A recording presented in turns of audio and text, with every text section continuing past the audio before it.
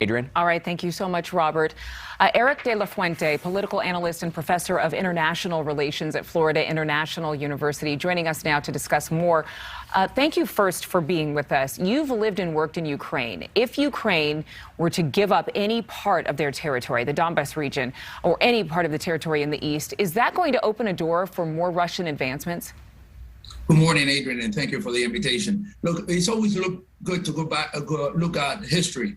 Ukraine already gave up territory in 2014, as you correctly noted. This war's been going on for 8 years, Crimea and part of the Donbass, and it only led to further aggression from the Kremlin and Vladimir Putin. If Ukraine gives up much more territory, it's going to present two problems. It's going to encourage the Kremlin to, once it regroups, maybe come back and do a further invasion. The other thing is that we forget that people that live in those areas would be going from living from a democracy to an authoritarian government. And that's not something that Ukrainian people, especially after fighting 8 years, and especially after fighting 1 month, will tolerate.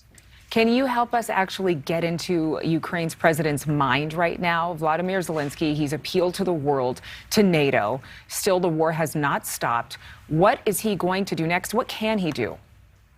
Well, I think right now, especially after 1 month, the Ukrainian forces have shown that they can have successes against the Russian army on the ground. So now the momentum has shifted somewhat from thinking whether Ukraine could hold as a nation, whether the capital could hold, whether some cities have hold, to taking back territory. So I think at this point, President Zelensky is thinking of doing a counteroffensive, trying to gain back a lot of the territory that Russia has taken. There's a lot of territory under Russian control, and be able to do that. So when you eventually get to a negotiating table, he has an upper hand to be able to hold, especially the territorial integrity of Ukraine.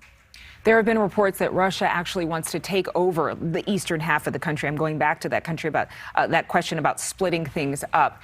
Would Zelensky even entertain separating the nation of Ukraine, parceling it out in order to have some concessions and stop this conflict? I think in terms of a peace deal, the one thing that President Zelensky would do is agree to like the pre-borders before the war, that war escalated, because it started 8 years ago, about a month ago. That means Crimea remaining on Russian hands, but not being officially recognized as Russia, and 1/3 of the Donbass. We always talk about the Donbass, and I hear it all the time. In 2014, when the Russians invaded, they took about 1/3 of what is the Donbass, which is essentially 2 provinces, Donetsk and Luhansk.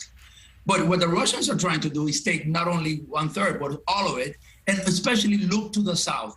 The Russians, that's where they made a lot of gains early on and hold, because they're trying to build a land bridge from Russia all the way to Crimea. And that's where you see Mariupol, the city that we talk about all the time, bombarded to the ground. And they hold a lot of the territory along the Ukrainian coast, and they want to keep that. Vladimir Putin wants to keep that, and that's not something Zelensky can do. All right, Eric de la Fuente, thank you so much again for your time. Thank you very much.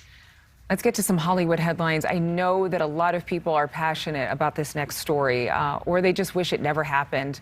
2 big developments overnight regarding Will Smith's stunning meltdown at the Oscars. Chris Rock breaking his silence, and the Academy reveals they asked Smith to leave the show.